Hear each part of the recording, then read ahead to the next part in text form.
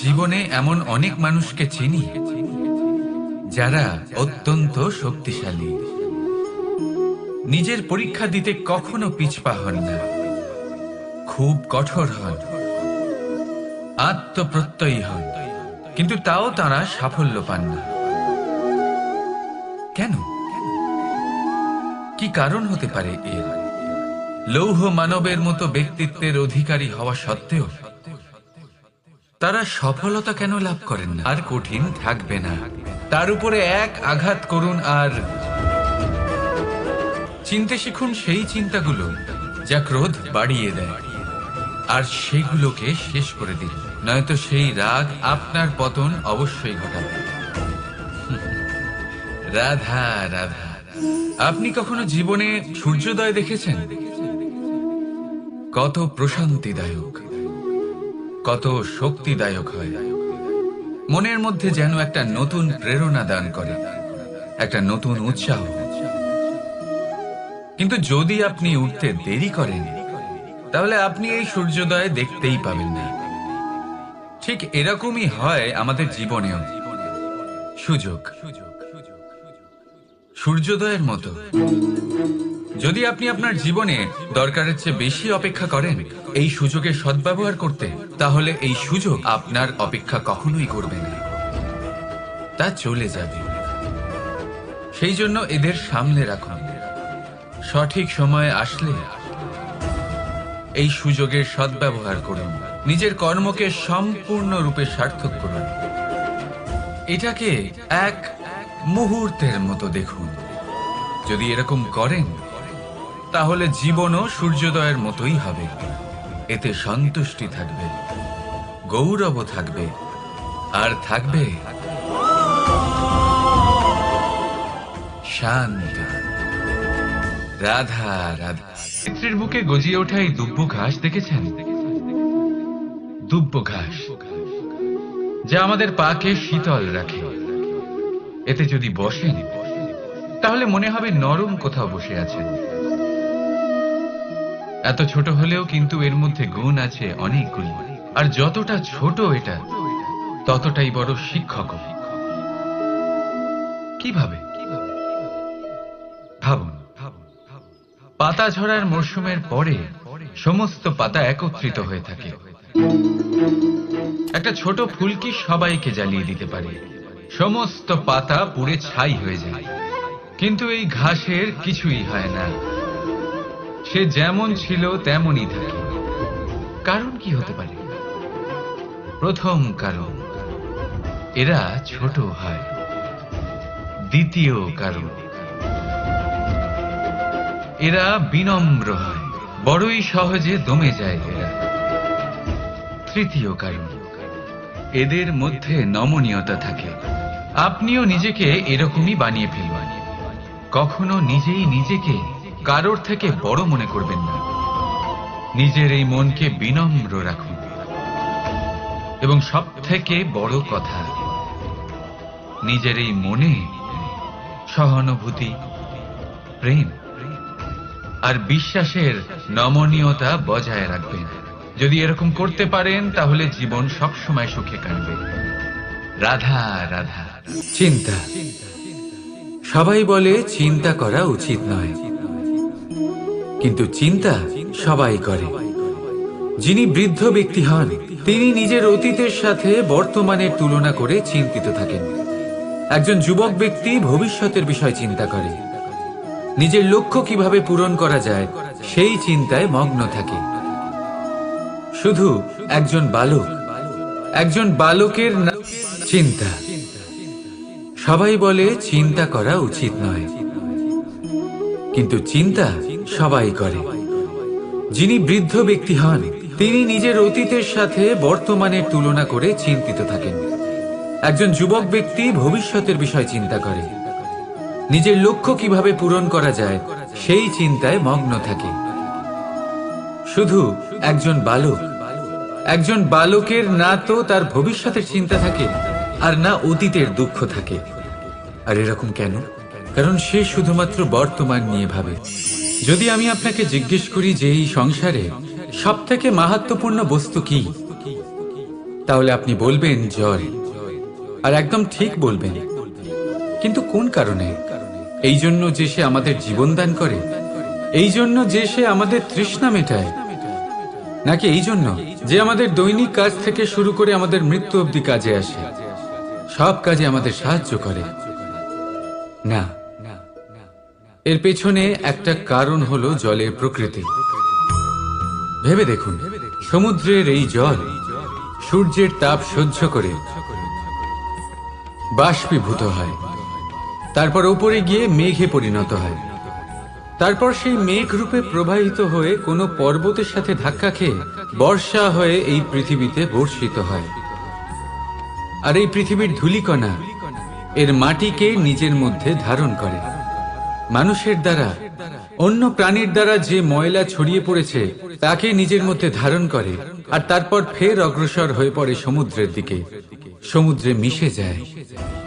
কিন্তু তবুও আবার বাষ্পীভূত হওয়ার সময় সেই ময়লাকে সে সেখানেই ফেলে যায়, সেই ময়লাকে নিজের সাথে নিয়ে যায় না।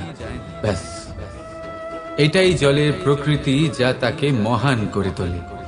আপনিও আপনার জীবনে আপনার কর্ম করুন, মহান কর্ম করুন, ভালোভাবে করুন, কিন্তু সেই কর্মের সাথে যে অহংকার আসে সেটা নিজের মধ্যে প্রবেশ করতে দেবেন না। তার থেকে ওপরে উঠুন।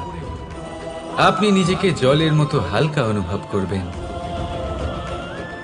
রাধা রাধা। প্রেম আর চাওয়া একই মনে হয়, তাই না? কিন্তু আসলে এরা আলাদা। এদের মধ্যে অনেক তফাৎ আছে। দেখতে গেলে প্রেম আর চাওয়া কখনোই এক হতে পারে না। এবার যদি আপনাকে আমি এক উদাহরণ দিই, যদি আপনি এই ফুলকে চান, তাহলে আপনি এটাকে তার ডাল থেকে ছিঁড়ে আপনার কাছে রেখে দেবেন। কিন্তু যদি আপনি একে ভালোবাসেন, তাহলে আপনি প্রতিদিন এসে এটার শিকড়ে জল দেবেন, যাতে সে আরো প্রস্ফুটিত হয়। শুধু এটাই তফাৎ চাওয়া আর প্রেমের মধ্যে। চাওয়া স্বার্থ হয়ে ওঠে, যেখানে প্রেম প্রেম পরমার্থ হয়ে ওঠে। তাই কাউকে না চেয়ে ভালোবাসুন, জীবন ধন্য হয়ে উঠবে। রাধা রাধা। ভাগ্য, সময় ও কর্ম। দেখতে গেলে আমরা সবাই এই তিনটি শব্দের সাথে খুব ভালোভাবে পরিচিত। হয়তো আমাদের জীবনে আমরা এই তিনটি শব্দের প্রয়োগ অবশ্যই করে থাকি। দেখতে গেলে এই বিষয়ে প্রত্যেক ব্যক্তির দৃষ্টিভঙ্গি আলাদা।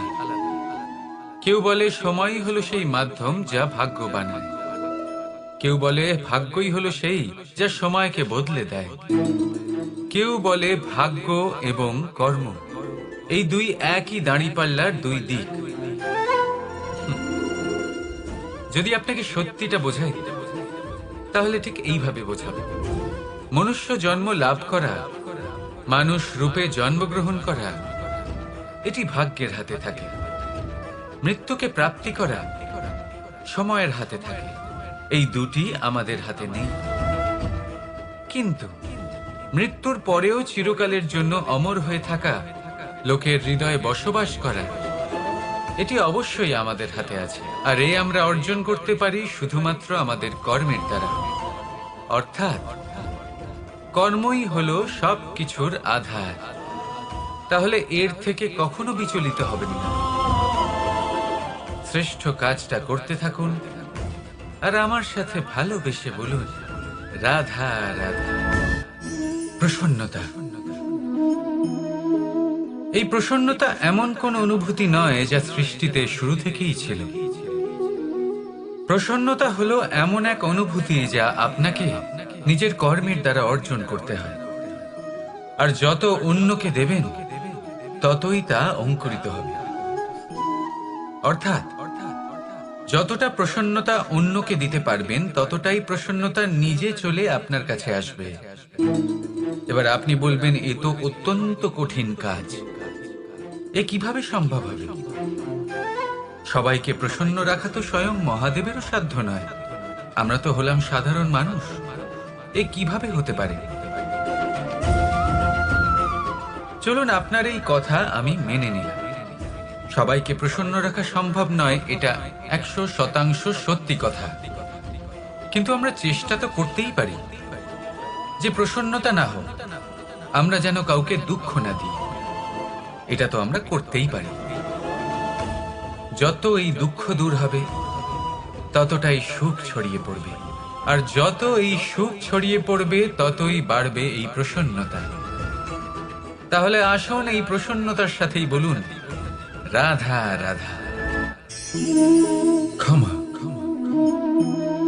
দুই অক্ষরের এই শব্দ বলতে, শুনতে, লিখতে গেলে কত সোজা মনে হয়, কিন্তু একে কার্যকরী করা ততটাই কঠিন। সত্যি কথা বলতে কি, এটা শক্তিশালীদের কাজ, দুর্বলের নয়। ক্ষমা চাইবার জন্য আপনাকে আপনার দম্ভ ত্যাগ করে বিনম্রতার ধরাতলে আসতেই হবে, আর ক্ষমা করার জন্য ততটাই ঔদার্যের প্রয়োজন হয়ে থাকে। এবার ভাবুন, সিংহ, যাকে জঙ্গলের রাজা মানা হয়, সে ওই হরিণকে ক্ষমা করতে পারে যে তার ঘুম ভাঙিয়েছে। আপনি কেন করতে পারবেন না? যেখানে সিংহ যদি চায় তাহলে এক প্রহারেই সেই হরিণকে শেষ করতে পারে। জীবনে একটা কথা মনে রাখবেন, যদি আপনার মধ্যে ক্ষমা করার বা ক্ষমা চাওয়ার ক্ষমতা থাকে, যদি আপনার মধ্যে সেই সামর্থ্য থাকে, তাহলে আপনি দুর্বল নয়, আপনি অত্যন্ত শক্তিশালী। কারণ আপনার কাছে সেই শক্তি আছে যা হলো অত্যন্ত মহান। রাধা রাধা। ক্ষমা, দুই অক্ষরের এই শব্দ বলতে, শুনতে, লিখতে গেলে কত সোজা মনে হয়, কিন্তু একে কার্যকরী করা ততটাই কঠিন। সত্যি কথা বলতে কি, এটা শক্তিশালীদের কাজ, দুর্বলের নয়। ক্ষমা চাইবার জন্য আপনাকে আপনার দম্ভ ত্যাগ করে বিনম্রতার ধরাতলে আসতেই হবে, আর ক্ষমা করার জন্য ততটাই ঔদার্যের প্রয়োজন হয়ে থাকে। এবার ভাবুন, সিংহ, যাকে জঙ্গলের রাজা মানা হয়, সে ওই হরিণকে ক্ষমা করতে পারে যে তার ঘুম ভাঙিয়েছে। আপনি কেন করতে পারবেন না? যেখানে সিংহ যদি চায় তাহলে এক প্রহারেই সেই হরিণকে শেষ করতে পারে। জীবনে একটা কথা মনে রাখবেন, যদি আপনার মধ্যে ক্ষমা করার বা ক্ষমা চাওয়ার ক্ষমতা থাকে, যদি আপনার মধ্যে সেই সামর্থ্য থাকে, তাহলে আপনি দুর্বল নয়, আপনি অত্যন্ত শক্তিশালী। কারণ আপনার কাছে সেই শক্তি আছে যা হলো অত্যন্ত মহান। রাধা রাধা। আমরা জীবনে বাঁচার জন্য কিছু না কিছু করতে থাকি। কিছু কাজ আমরা করে থাকি আর্থিক স্বাচ্ছল্যতার জন্য, কিছু কাজ আমরা করে থাকি এই মনকে প্রসন্ন করার জন্য। কিন্তু আমাদের মধ্যে বেশিরভাগ মানুষ এই ভেবে ভেবে চিন্তার মধ্যে থাকেন যে কোনো কাজ আমরা যা ভেবেছি সেটা সেভাবে ঠিক হলো না, বা এই কাজ সম্পূর্ণ হলো না, বা কাজের পরিমাণ দেখে দুশ্চিন্তা করতে থাকেন। এবার এই যে দুশ্চিন্তা, এটা দুঃখকে আহ্বান করে, আর দুঃখ প্রতি মুহূর্তে আমাদের মেরে ফেলে। তাহলে ভাবুন, এ কি সত্যি? কাজের পরিমাণ কি আমাদের সত্যি সত্যি মেরে ফেলতে থাকে? কখনোই নয়। বুঝুন একটা গুরুত্বপূর্ণ কথা, আজ পর্যন্ত এই সংসারে যত মহাপুরুষ এসছেন, ওনাদের কাছেও ততটাই সময় ছিল যতটা আজ আপনার কাছে আছে, তত ঘন্টাই ছিল, তত মুহূর্তই ছিল। পার্থক্য শুধু এটাই, ওনারা চিন্তা করে সময় নষ্ট করেননি, তারা পরিকল্পনা করেছেন, তাকে কার্যকর করেছেন, আর জীবনে মহান থেকে মহানতর কাজ করেছেন, যার জন্য আজও আমরা ওই মহাপুরুষদের স্মরণ করে থাকি। একটা গুরুত্বপূর্ণ কথা মনে রাখবেন, কাজের পরিমাণ কখনো আমাদের মেরে ফেলে না, কাজের দুশ্চিন্তা আমাদের মেরে ফেলে। তাই এই চিন্তাকে কোথাও ত্যাগ করুন আর নিরন্তর চেষ্টা করতে থাকুন, পরিকল্পনা করতে থাকুন এবং জীবনে সামনে এগোতে থাকুন। আনন্দই আনন্দ পাবেন। তাহলে একটু আনন্দ বের করে আমার সাথে বলুন, রাধা রাধা।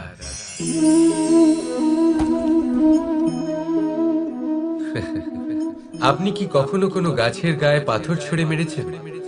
আজ না হোক ছোটবেলায় কখনো না কখনো নিশ্চয়ই ছুঁড়েছেন। এখনো বাচ্চারা সেটাই করে থাকে।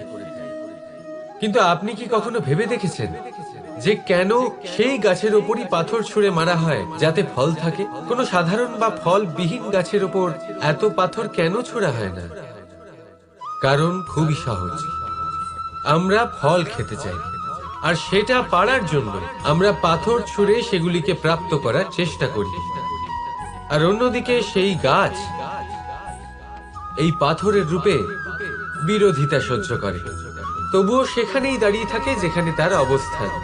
সেই ফল আমাদের দিতে থাকে যা সর্বদা আমাদের দিয়ে এসেছে, আর সেই জন্যই সে আমাদের কাছে মূল্যবান। তাই মনে রাখবেন, আপনার জীবনেও এরকম অনেক মানুষ আসবেন বা হয়তো এখনই আছে যারা আপনার বিরোধিতা করেন, যারা আপনার জীবনে সংকট ডেকে আনে, আপনাকে দোষারোপ করেন, কিন্তু আপনার নজর সেদিকে থাকা উচিত নয়। তাই একটা গুরুত্বপূর্ণ সত্য সবসময় মনে রাখবেন, সেই গাছের ওপরেই পাথর এসে পড়ে যে ফল ধারণ করে, যে মূল্যবান হয়। রাধা রাধা। পাদুকা, খড়ম আমাদের জীবনে কতটা গুরুত্বপূর্ণ হয়। যখনই আমরা এটা পায়ে পড়ে হাঁটি, এটা আমাদের রক্ষা করে কাঁটা থেকে, ছোট পাথর থেকে।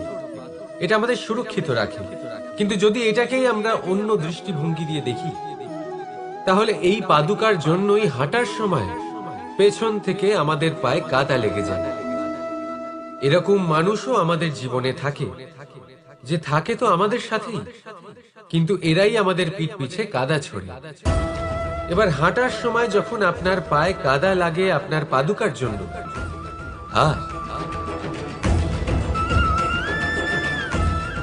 রাধা রাধা। যদি আমি আপনাকে জিজ্ঞেস করি যে এই সংসারে সব থেকে মাহাত্ম্যপূর্ণ বস্তু কি, তাহলে আপনি বলবেন জল। আর একদম ঠিক বলবেন। কিন্তু কোন কারণে? এই জন্য যে সে আমাদের জীবন দান করে? এই জন্য যে সে আমাদের তৃষ্ণা মেটায়? নাকি এই জন্য যে আমাদের দৈনিক কাজ থেকে শুরু করে আমাদের মৃত্যু অবধি কাজে আসে, সব কাজে আমাদের সাহায্য করে? না, এর পেছনে একটা কারণ হলো জলের প্রকৃতি। ভেবে দেখুন, সমুদ্রের এই জল সূর্যের তাপ সহ্য করে বাষ্পীভূত হয়, তারপর উপরে গিয়ে মেঘে পরিণত হয়, তারপর সেই মেঘ রূপে প্রবাহিত হয়ে কোনো পর্বতের সাথে ধাক্কা খেয়ে বর্ষা হয়ে এই পৃথিবীতে বর্ষিত হয়। আর এই পৃথিবীর ধূলিকণা এর মাটিকে নিজের মধ্যে ধারণ করে। মানুষের দ্বারা, অন্য প্রাণীর দ্বারা যে ময়লা ছড়িয়ে পড়েছে তাকে নিজের মধ্যে ধারণ করে, আর তারপর ফের অগ্রসর হয়ে পড়ে সমুদ্রের দিকে, সমুদ্রে মিশে যায়। কিন্তু তবুও আবার বাষ্পীভূত হওয়ার সময় সেই ময়লাকে সে সেখানেই ফেলে যায়, সেই ময়লাকে নিজের সাথে নিয়ে যায় না। ব্যাস, এটাই জলের প্রকৃতি, যা তাকে মহান করে তোলে। আপনিও আপনার জীবনে আপনার কর্ম করুন, মহান কর্ম করুন, ভালোভাবে করুন, কিন্তু সেই কর্মের সাথে যে অহংকার আসে সেটা নিজের মধ্যে প্রবেশ করতে দেবেন না। তার থেকে ওপরে উঠুন, আপনি নিজেকে জলের মতো হালকা অনুভব করবেন। রাধা রাধা।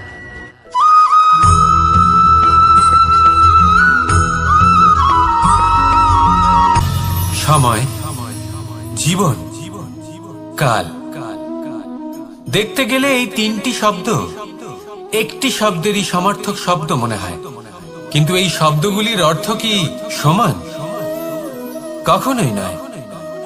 হ্যাঁ, এই সময় চলতে থাকে, জীবন চলতে থাকে, কালচক্র চলতে থাকে।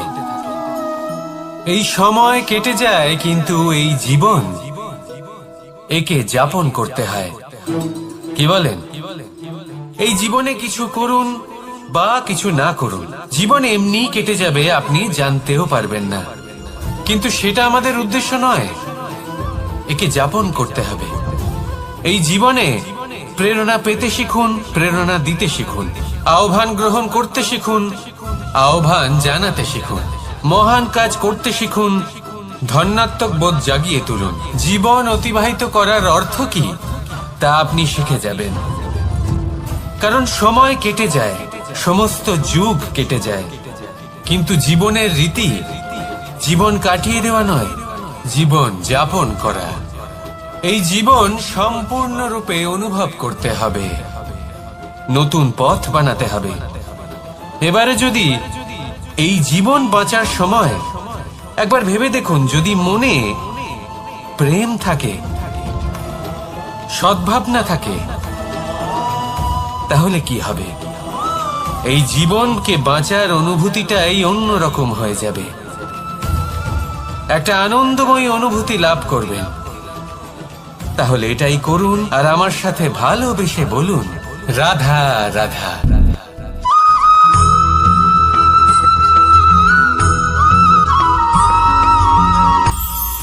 এটা হলো ধান গাছ। এর থেকে যে চাল উৎপন্ন হয় তা মানুষ গ্রহণ করেন। আর এটা কি? এ হলো জংলি ঘাস। একবার ভেবে দেখুন, যদি এই জংলি ঘাস ধান গাছের আশেপাশে থাকে তাহলে কি হবে? ধান উৎপন্ন হতে পারবে? তা উৎকৃষ্ট হতে পারবে? আমরা কি তা গ্রহণ করতে পারবো? কখনোই নয়। এই জংলি ঘাস ধানকে নষ্ট করে দেবে, কিন্তু নিজে জীবিত থাকবে। এটাই হলো আজকের শিক্ষা। এই সংসারে যদি আপনি নীতির পথে চলতে চান, উচিত কর্ম করতে চান, সংসারকে সেবা করতে চান, তাহলে জংলি ঘাসের মতো ব্যক্তিদের থেকে সবসময় দূরে থাকতে হবে। সেই ব্যক্তি যারা দুর্নীতি এবং মিথ্যা দ্বারা পরিপূর্ণ, যাদের ব্যবহার অশুভ, যাদের অনেক অশুভ গুণ রয়েছে, তারা সঠিক নয়।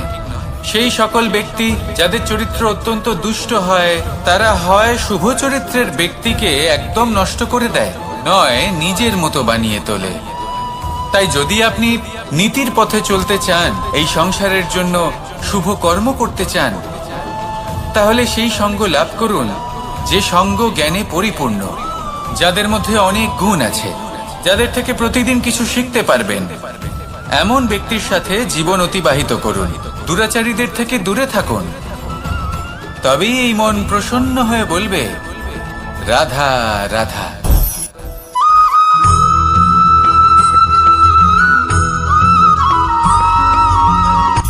সূচের শেষে একটি ছিদ্র থাকে, যার দ্বারা আমরা এই সুতো পরাতে পারি, আর তারপর সূচের সাহায্যে এই সুতো দিয়ে বস্ত্র সেলাই করা যায়। কিন্তু যদি সুতোটা সোজা করে ধরা না হয়, তাহলে সূচে কখনো এই সুতো পরানোই সম্ভব নয়। যদি এতে কোনো গিঁট পড়ে, তখন তা কখনোই এই ছিদ্র দ্বারা প্রবেশ করা সম্ভব নয়। ঠিক এইভাবেই যদি আপনি কারোর জীবনে প্রবেশ করতে চান, কারোর অন্তরে প্রবেশ করতে চান, তাহলে আপনাকেও সহজ থাকতে হবে। এতে কোনো গিঁট থাকলে চলবে না, অর্থাৎ মনে যাতে কোনো মালিন্য না থাকে, যেন কোনো কুচিন্তা না থাকে। যদি এসব থাকে, তাহলে আপনি কখনো কারোর জীবনে প্রবেশ করতে পারবেন না। আর যদি কোনোভাবে আপনি প্রবেশ করেও যান, তাহলে তার মনে ঘর করতে পারবেন না। নিজেকে এই সুতোর মতন করে তুলুন, সহজ।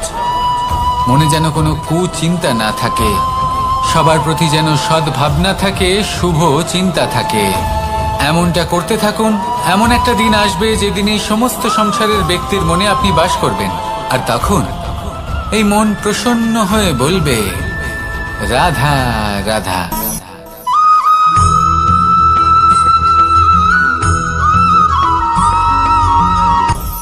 আপনি কখনো পর্বতের শিখরে উঠেছেন? আপনি দেখতে পাবেন পর্বতের পদতলে প্রচুর সুন্দর ফুল রয়েছে, সবুজ বনানী রয়েছে। যত আপনি ওপরে উঠতে থাকবেন, তত ফুল কমতে থাকবে, সবুজ বনানী কমতে থাকবে। আরো কিছুটা ওপরে উঠলে কাঁটা জাতীয় গাছ দেখতে পাবেন, শুকনো গাছ দেখতে পাবেন। আরো যদি ওপরে ওঠেন, তাহলে পাষাণ দেখতে পাবেন। আরো ওপরে উঠলে হিমখণ্ড দেখতে পাবেন। এই যে পর্বত, তা মনুষ্য জীবনের সব থেকে উত্তম উদাহরণ। মানুষ যখন সাফল্যের শিখরে পৌঁছতে চান, মহানুভবতার শিখরে পৌঁছতে চান, পথে যত আস্তে আস্তে উপরে উঠতে থাকেন, ততই ভৌতিক বস্তু তার থেকে বিচ্ছিন্ন হতে থাকে। যদি তিনি সেই ভৌতিক বস্তুগুলি ত্যাগ না করতে পারেন, তাহলে কখনোই সেই স্থানে পৌঁছতে পারবেন না। আর মানুষ যদি উচিত ত্যাগ করতে পারেন, পথে অগ্রসর হতে থাকেন, এগোতে থাকেন, তাহলে একদিন না একদিন তিনি মহানুভবতার, জ্ঞানের, সাফল্যের হিমের স্বাদ অবশ্যই লাভ করবেন। মনে রাখবেন, মানব জীবনে ত্যাগ হলো অত্যন্ত গুরুত্বপূর্ণ অংশ। আসুন আমার সাথে ভালোবেসে বলুন, রাধা রাধা।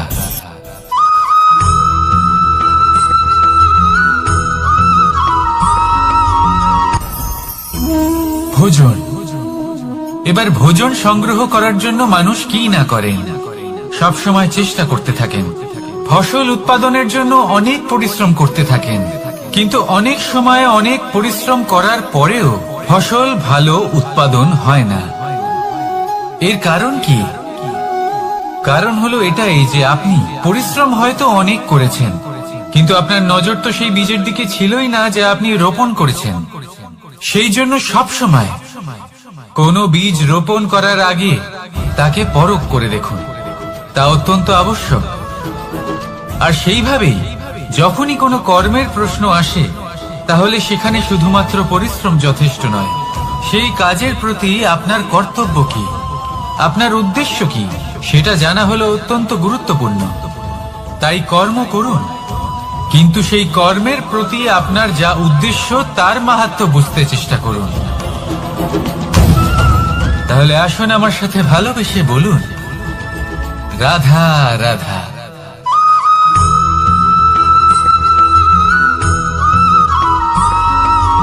বসন্ত ঋতু, এই সময় মন আনন্দে ভরে থাকে। এমন মনে হয় যেন আমরা আকাশে বিচরণ করতে চলে যাই, কিন্তু সেটা তো সম্ভব নয়। সেই জন্য হয়তো আমরা ঘুড়ি ওড়াই, এই ঘুড়িকে নিজেদের প্রতিরূপ মনে করে। এবার অনেক মানুষ আছেন যারা ঘুড়ি ওড়ান, কিন্তু এই কর্মের সারমর্ম কি সেটা কজন বুঝতে পারেন? আপনি এটা মনে করুন যে আপনি হলেন সেই ঘুড়ি, আর এই সুতো যিনি ধরে রয়েছেন তিনি হলেন পরমাত্মা। আর এই সুতো যেখান থেকে শুরু হয়, সেই লাটাই হলো আমাদের কর্মচক্র। এবার আপনি নিজেই অনুমান করুন যে এই উড়ান কার ওপর নির্ভরশীল, পরমাত্মার ওপর আর আপনার কর্মের ওপর। যদি পরমাত্মা আপনার হাত ধরে থাকেন, আপনার সাথে থাকেন, যদি আপনি শুভ কর্ম করতে থাকেন, আপনি এই আকাশে উড়তে থাকবেন। কিন্তু কোথাও কোথাও যদি পরমাত্মার সাথে এই বন্ধন ছিন্ন হয়, আপনার কর্মচক্র খারাপ হয়ে যায় বা থেমে যায়, তাহলে আপনার এই ঘুড়ি কেটে যাবে আর দূরে কোনো গাছের ডালে গিয়ে আটকে যাবে। তাই শুধুমাত্র ঘুড়ি ওড়াবেন না, তার থেকে শিখুন, পরমাত্মার সাহচর্যে থাকুন, সবসময় শুভ কর্ম করতে থাকুন আর সবসময় এই আকাশে উড়তে থাকুন। আসুন আর আমার সাথে ভালোবেসে বলুন, রাধা।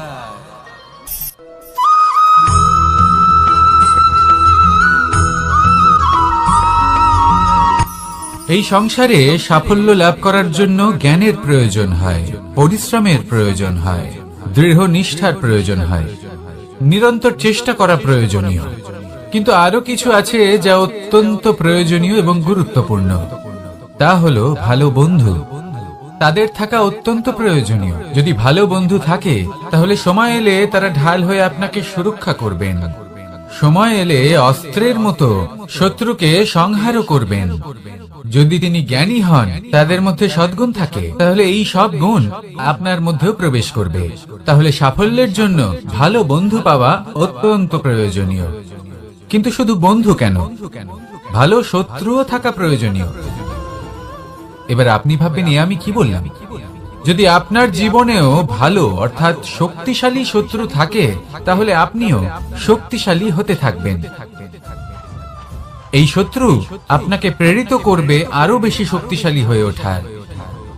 কখনো কোনো হরিণকে দেখুন, তীব্র গতিতে দৌড়তে থাকে। কেন তীব্র গতিতে দৌড়য়?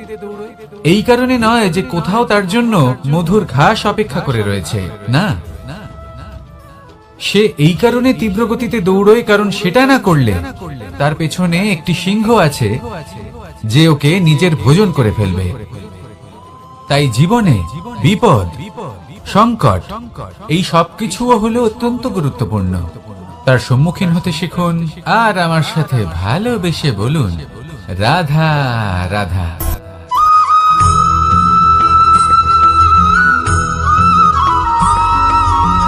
ভালো, শুধু ওনাদের কঠোর ব্যবহার দেখলে আমরা একটু ভয় পেয়ে যাই।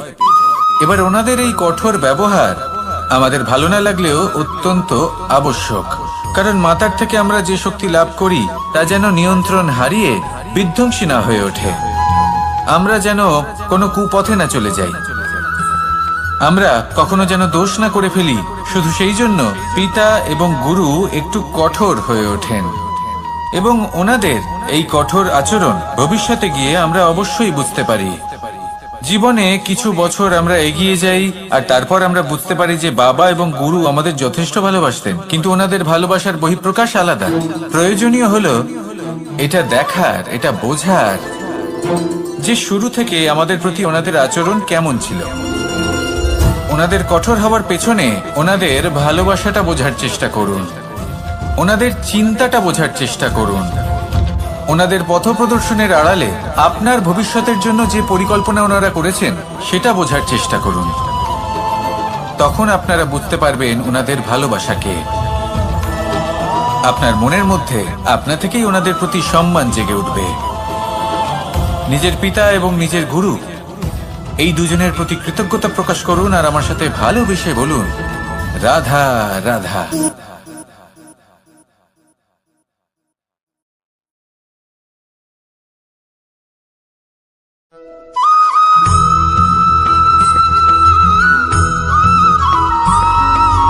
কথায় আছে, প্রত্যেক পুত্র তার পিতার প্রতিচ্ছবি হয়, আর সমস্ত প্রতিচ্ছবি চায় যেন সে তার অস্তিত্ব প্রাপ্ত করতে পারে। পুত্র চায় সে যেন তার পিতার মতো হয়, বা কখনো কখনো তার থেকেও শ্রেষ্ঠ হয়। সেটা কোনো অনুচিত ব্যাপার নয়। অনুচিত তখন হয় যখন পুত্র নিজের পিতার মতো হবার স্বপ্ন পূরণ করতে গিয়ে বা তার থেকেও শ্রেষ্ঠ হওয়ার স্বপ্ন পূরণে অনুচিত পথের আশ্রয় নেয়, কারণ তারপরে সে তার পিতার গুণগুলি আত্মসাৎ করতে চায় না। সে শুধুই এটা চায় যে সংসারের চোখে যেন আমি শ্রেষ্ঠ প্রমাণিত হই। এটা অনুচিত। সংসারে এমন অনেক মানুষ আছেন যারা এই কারণে শ্রেষ্ঠ হওয়ার চেষ্টা করেন যাতে তার পরিবারের তার পিতার সম্মান বৃদ্ধি পায়।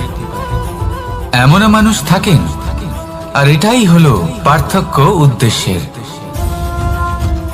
মনে রাখবেন, যদি আপনার উদ্দেশ্য শুভ হয় তাহলে পথও শুভ হবে, যদি আপনার উদ্দেশ্য অশুভ হয় তাহলে পথও অশুভ হবে। তাহলে নিজের পিতার মতো হবার চেষ্টা অবশ্যই করুন, তার থেকেও শ্রেষ্ঠ হওয়ার চেষ্টা অবশ্যই করুন, কিন্তু মনে রাখবেন আপনার সংকল্প আর আপনার উদ্দেশ্য এই দুই শুভ হওয়া উচিত। তাহলে আসুন আর আমার সাথে ভালোবেসে বলুন, রাধা রাধা।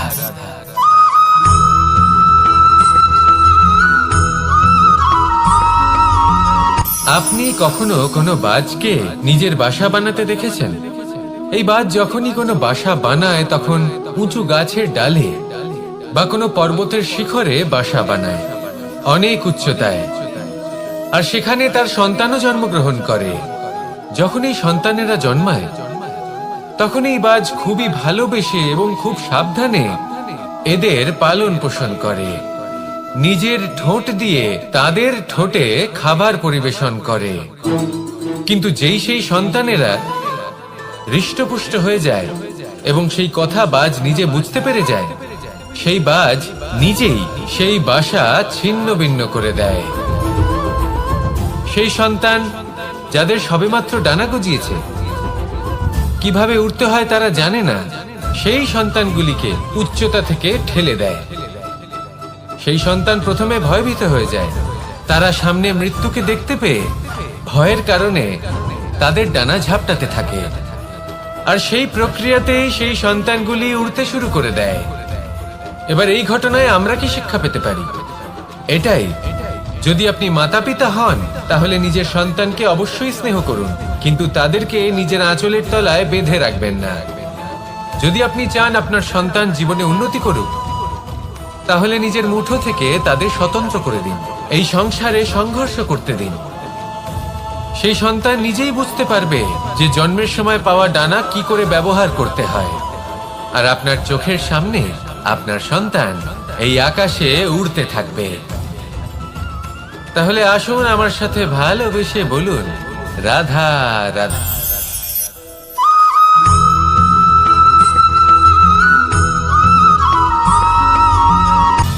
সময়, জীবন, কাল।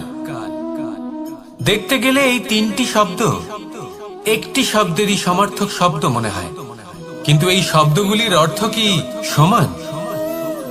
কখনোই নয়। হ্যাঁ, এই সময় চলতে থাকে, জীবন চলতে থাকে, কালচক্র চলতে থাকে। এই সময় কেটে যায়, কিন্তু এই জীবন একে যাপন করতে হয়। কি বলেন? এই জীবনে কিছু করুন বা কিছু না করুন, জীবন এমনি কেটে যাবে, আপনি জানতেও পারবেন না। কিন্তু সেটা আমাদের উদ্দেশ্য নয়, একে যাপন করতে হবে।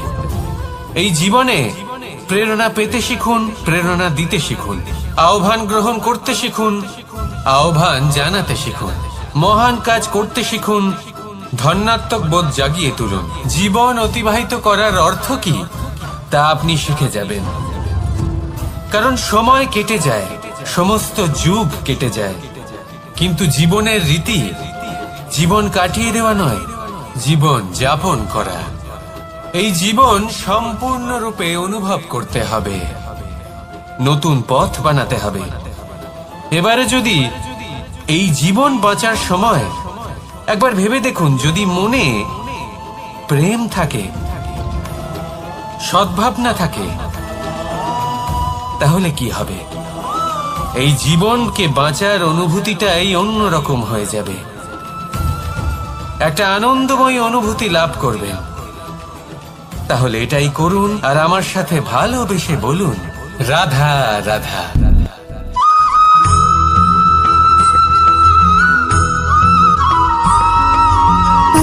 সুখ, দুঃখ এবং শক্তি, এই তিন হলো এই সংসারের ত্রিদেবের মতো। আমাদের জীবনে যা কিছু ঘটছে এই তিনটির ভিত্তির উপরেই হচ্ছে। আসলে এই সংসারের একটা নিয়ম আছে, যখনই আপনি কিছু লাভ করেন এই সংসার আপনার পরীক্ষা নেয়। এটা জানার জন্য আপনার পরীক্ষা নেয় যে আপনি যা কিছুই লাভ করেছেন আপনি কি আদৌ সেটার যোগ্য কিনা। ঠিক সেইভাবেই এই সুখ, দুঃখ এবং শক্তি আপনার পরীক্ষা নিয়ে থাকে। যখন সুখ আসে তখন সে আপনার পরীক্ষা নেয় যে আপনার মধ্যে অহংবোধ জাগ্রত হয়নি তো। যদি অহংবোধ চলে আসে তাহলে সুখ সেখানেই সঙ্গ ত্যাগ করে।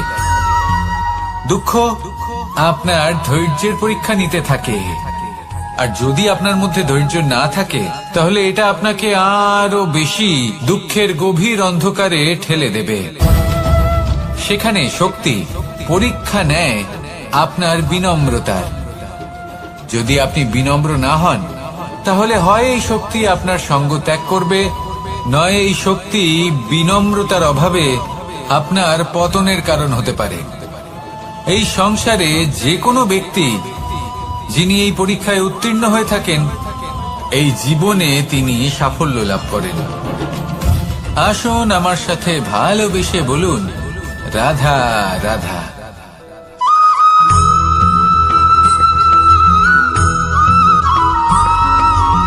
কখনো কখনো আমরা ভাবি যে কোনো ব্যক্তি যিনি ধর্মের পথে চলেছেন, যদি তার দ্বারা কোনো ভুল হয়ে থাকে তাহলে নিয়তি তাকে সেই মুহূর্তেই কঠোর শাস্তি দেন।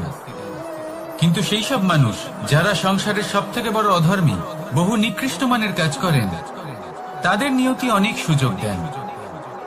তাদের নিয়তি এরকম কঠোর প্রহার করেন না। এই ভাবনা কখনো না কখনো মনে আসেই। ভেবে দেখুন কেন? আসলে জীবনকে বেশিরভাগ মানুষ একভাবেই দেখে থাকেন, বিভিন্ন স্তরে একে দেখা উচিত। এবার আপনি বলুন, এই সংসারে কোনো অধর্মী কখনো প্রেরণার উৎস হতে পারেন? কখনোই নয়। যে মানুষ নিজের আত্মাকে মলিন করে ফেলেছেন তিনি এই সংসারকে কিভাবে প্রেরণা যোগাবেন? উনি নিজেই বুঝতে পারেন না কোনটা করা উচিত, ধর্ম কোনটা। তাই নিয়তি তাকে একটা সুযোগ দেন, এটা বোঝার সুযোগ দেন যে কোনটা উচিত, কোনটা ধর্ম। সুযোগ দেন নিজের বিবেক জাগিয়ে তোলার, তাকে সুযোগ দেন নিজের অন্তরাত্মার ডাক শোনার। যখন তাতেও কাজ হয় না, তখন নিয়তির কাছে একটাই পথ বাকি থাকে, আর তা হল মহাবিনাশ।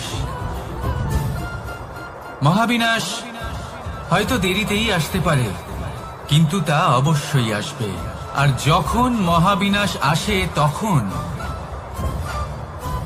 মহাবিনাশের যন্ত্রণা সমগ্র মানব জীবনের যন্ত্রণার থেকে অনেক বেশি হয়। এই কথাটা সবসময় মনে রাখবেন। আর অন্যদিকে যে মানুষ ধর্মের পথে চলছেন, তার দ্বারা যদি কোনো ভুল হয়ে থাকে, তখন নিয়তি তার পরীক্ষা নেন। কিছুক্ষণের জন্য মানুষের মনে হতে পারে নিয়তি তাকে কঠোর শাস্তি দিয়েছেন,